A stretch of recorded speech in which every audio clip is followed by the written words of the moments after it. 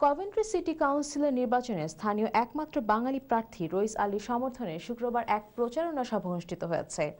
Coventry সিটির labour পার্টির সদস্য, সমর্থক ও শুভানুধ্যায়ী ছাড়াও সভায় অনেক কাউন্সিলর প্রার্থী উপস্থিত ছিলেন। বিস্তারিত ওয়াসিউদ্দিন তালুকদার রায়হানের রিপোর্টে।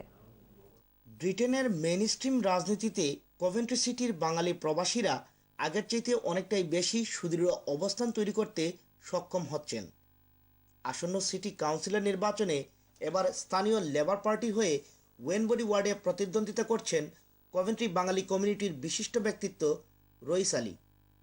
শুক্রবার বাদ জুম্মা কভেন্ট্রি শাহজালাল মসজিদ কমিউনিটি হলে লেবার পার্টির উদ্যোগে বাঙালি কমিউনিটির সাথে এক নির্বাচনী প্রচারণা সভার আয়োজন করা হয়।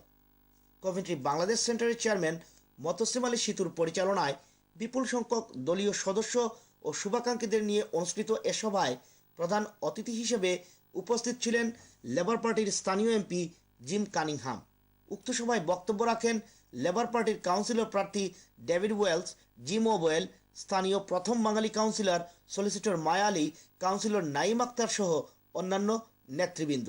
ওয়েনবরি ওয়ার্ডে লেবার পার্টির এই বাঙালি প্রার্থীর সঙ্গে আগামী 22 মে অনুষ্ঠিত হতে যাওয়া কভেন্ট্রি সিটি কাউন্সিলর নির্বাচনে প্রতিদ্বন্দ্বিতা করছেন কনজারভেটিভ পার্টির প্রার্থী গ্যারি ক্রুকস, গ্রিন পার্টির ম্যাথিউ হ্যানলি, লিবডেম পার্টির Napier Pennington, Trade Unionist and সোশ্যালিস্টের অ্যালেন হোয়াইট এবং ইউকেআইপির মার্ক টেইলর।